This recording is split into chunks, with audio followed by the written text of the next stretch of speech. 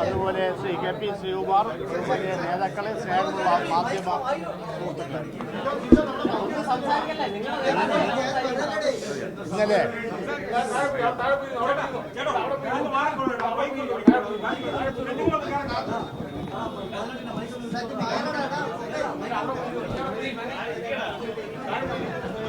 ഞാൻ തിരുവനന്തപുരം DCCയുടെ താൽക്കാലിക പ്രസിഡന്റായി ചുമതല ഏൽക്കാനുണ്ടായ സാഹചര്യം വിശദമായി പറയുകയുണ്ടായി. അത് ആവർത്തിക്കണം എന്ന് ഞാൻ ആഗ്രഹിക്കുന്നില്ല. കഴിഞ്ഞ 4 വർഷമായി തിരുവനന്തപുരം ജില്ലയ്ക്ക് ശക്തമായ ഒരു അടിത്തറ കോൺഗ്രസ് പാർട്ടിക്ക് ഉണ്ടായിട്ടുണ്ട്. അത് DCC തലത്തിലും ബ്ലോക്ക് തലത്തിലും മണ്ഡലം തലത്തിലും വാർഡ് തലത്തിലും ബൂത്ത് തലത്തിലും ഇന്ന് ഈ പാർട്ടി ശക്തമാണ്. അത് ഈ ഗവൺമെൻറ് രണ്ടാം പിണറായി സർക്കാർ അധികാരത്തിൽ വന്നതിന് ശേഷം കേരളത്തിൽ നടന്ന ഉപതെരഞ്ഞെടുപ്പുകളെല്ലാം നിങ്ങൾക്കറിയാം. ആ 4 ഉപതെരഞ്ഞെടുപ്പ് അതിന് മുൻപ് നടന്ന തെരഞ്ഞെടുപ്പിൽ വിജയിച്ചതിനേക്കാൾ വൻ ഭൂരിപക്ഷത്തിലാണ്, 2 ഇരട്ടിയും 3 ഇരട്ടിയും 4 ഇരട്ടിയും ഭൂരിപക്ഷത്തിലാണ് കോൺഗ്രസിൻ്റെയും UDFിൻ്റെയും സ്ഥാനാർത്ഥികൾ വിജയിച്ചത്. ഇവിടെയും സ്ഥിതി മറിച്ചല്ല. അവിടെ എന്തുകൊണ്ട് ഇത് വിജയിച്ചു എന്ന് ചോദിച്ചാൽ, തെരഞ്ഞെടുപ്പിൻ്റെ 3-4 മാസത്തിന് മുൻപ് പാർട്ടിയുടെ സംസ്ഥാന നേതൃത്വം ശക്തമായ അടിത്തറ ഉണ്ടാക്കുന്നതിന് വേണ്ടിയുള്ള മുന്നൊരുക്കങ്ങൾ നടത്തിയതുകൊണ്ടാണ് നടന്ന ഉപതെരഞ്ഞെടുപ്പുകളിൽ, അസംബ്ലി ഉപതെരഞ്ഞെടുപ്പുകളിലെല്ലാം വൻ ഭൂരിപക്ഷം കരസ്ഥമാക്കിയത്. അത് മുന്നിൽ കണ്ടുകൊണ്ട് തന്നെ നമ്മുടെ കോൺഗ്രസിൻ്റെ ചരിത്രത്തിൽ ഇതിനു മുൻപ് ഒരിക്കലും ഉണ്ടായിട്ടില്ലാത്ത തരത്തിലുള്ള ശക്തമായ മുന്നൊരുക്ക പ്രവർത്തനം വരാൻ പോകുന്ന തദ്ദേശ സ്വയംഭരണ സ്ഥാപനങ്ങളിലേക്കുള്ള തെരഞ്ഞെടുപ്പിലും അസംബ്ലി തെരഞ്ഞെടുപ്പിലും കോൺഗ്രസ് പാർട്ടിയെയും UDFിനെയും തിരുവനന്തപുരം ജില്ലയിൽ വൻ വിജയമുണ്ടാക്കുന്നതിന് വേണ്ടി നടന്നുകൊണ്ടിരിക്കുകയാണ്. ഇന്ന് പാർട്ടി വളരെ ശക്തമാണ്. കോൺഗ്രസ് പാർട്ടി ഈ ജില്ലയിൽ സംസ്ഥാനത്തുള്ളതുപോലെ ഈ ജില്ലയിലും വളരെ ശക്തമാണ്. താഴെ അറ്റം വരെയുള്ള മുഴുവൻ ആളുകളും ഒറ്റക്കെട്ടായി ഇപ്പോൾ പ്രവർത്തിക്കുന്നു. കോൺഗ്രസിൻ്റെ ചരിത്രത്തിൽ ഗ്രൂപ്പില്ലാത്ത നല്ല പ്രവർത്തനം നടക്കുന്ന ഒരു കാലഘട്ടമാണിത്. അത് ഈ വരാൻ പോകുന്ന തെരഞ്ഞെടുപ്പുകളിലെല്ലാം വിജയിക്കും എന്നുള്ള കാര്യത്തിൽ സംശയമില്ല.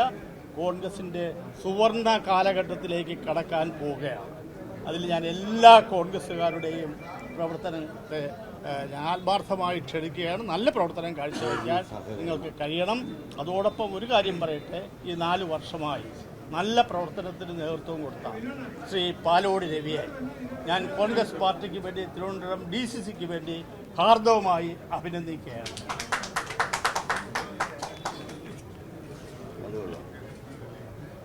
തുടർന്നും ഉള്ള പ്രവർത്തനത്തിന് അദ്ദേഹത്തിൻ്റെയും സഹായ സഹകരണങ്ങൾ ഉണ്ടാകും എന്ന് ഞാൻ പ്രതീക്ഷിക്കുന്നു.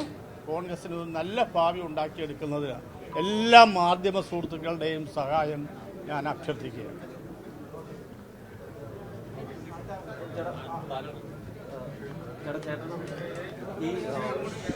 ഈ തീരുമാനത്തിൽ ചേട്ടന്റെ ഭാഗം കൃത്യമായിട്ട് പാർട്ടി കേട്ടു എന്നൊരു തോന്നലുണ്ടോ? കാര്യം അതൊരു ശാസന സ്വഭാവത്തിലുണ്ടായിരുന്ന ബൈറ്റ് ആയിരുന്നു എന്നുള്ളതാണ് പിന്നീട് പുറത്തേക്ക് വന്നത്. അപ്പോൾ ആ ബൈറ്റ് മുഴുവനും കേട്ടാൽ, ഞാൻ ഇന്നലെ തന്നെ വളരെ വ്യക്തമായി പറഞ്ഞതാണ്, അത് മുഴുവനും കേട്ടാൽ ഒരു ശാസന രൂപത്തിൽ ഒരു DCC പ്രസിഡന്റ് ഉത്തരവാദിത്വമാണ് താഴെത്തട്ടിലുള്ള പ്രവർത്തനം ശക്തമാക്കേണ്ടതിന്. ആരെങ്കിലും എതിരായി നിൽക്കുന്നുണ്ടെങ്കിൽ, അഭിപ്രായ വ്യത്യാസത്തിലൂടെ ആരെങ്കിലും മാറി നിൽക്കുകയാണെങ്കിൽ അവരെ കടുത്ത വാക്കുകൾ ഉപയോഗിച്ചുകൊണ്ട് പ്രവർത്തനത്തിലേക്ക് കൊണ്ടുവരിക എന്നുള്ളത് ഒരു DCC പ്രസിഡന്റ് ഉത്തരവാദിത്വമാണ്. അത് മാത്രമേ അദ്ദേഹം ചെയ്തിട്ടുള്ളൂ. അത് തീർച്ചയായിട്ടും അതിനെപ്പറ്റി അന്വേഷിച്ച ചില വാക്കുകൾ, അത് നമ്മളെല്ലാം മനുഷ്യരല്ലേ, നമ്മൾ ഉപയോഗിച്ച് വരുമ്പോൾ ചില വാക്കുകൾ നമ്മുടെ ആരുടെയും ഭാഗത്തുനിന്ന് വന്നു പോകും. അതല്ലാതെ ശാസനാരൂപത്തിൽ വന്ന നല്ല ഉപദേശമല്ലാതെ അതിൽ വേറൊരു തെറ്റായും ഞാൻ കാണുന്നില്ല. ചേട്ടനോട് പാർട്ടി ആ വിശദീകരണം കാര്യമായി കേട്ടു എന്നൊരു ഫീലിംഗ് ഉണ്ടോ? പാർട്ടിയുടെ ഒരു വിശദീകരണം അതിൽ ചേട്ടൻ രാജി ആവശ്യപ്പെടുന്നു. നല്ല ഒരു മനോഹരമായ കവിവാക്യമുണ്ട്. മത്വചനങ്ങൾക്ക് അറിയാമല്ലോ, ഉദ്ദേശശുദ്ധിയാൽ മാപ്പ് നൽകണം എന്നത്. മധ്വചനങ്ങൾക്ക് മാർദ്ദവമില്ലെങ്കിൽ ഉദ്ദേശശുദ്ധിയാൽ മാപ്പ് നൽകൂ എന്നൊരു വരിയുണ്ട്. ഈ ജില്ലയിൽ അത്യാവശ്യമായി സംഘടനാ പ്രവർത്തനങ്ങളിൽ നമുക്കറിയാം, വളരെ താഴെ തട്ടിലേക്ക് പോകുമ്പോൾ അച്ചടിച്ച ഭാഷയിലൊന്നും താഴെ തട്ടി സംസാരിക്കാൻ നോക്കൂല.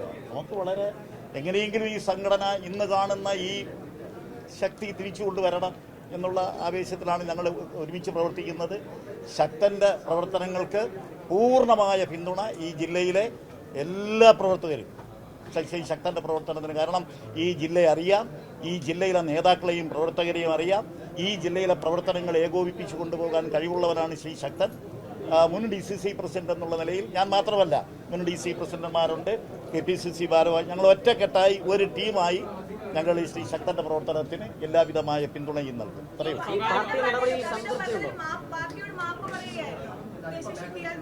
അല്ല, അതിനെ സംബന്ധിച്ച് അന്വേഷിക്കാനായിട്ട് KPCC ഒരു ചുമതലപ്പെടുത്തിയിട്ടുണ്ട്. എങ്ങനെ വേണമെങ്കിലും വ്യാഖ്യാനിക്കാം, എങ്ങനെ വേണമെങ്കിലും വ്യാഖ്യാനിക്കാം.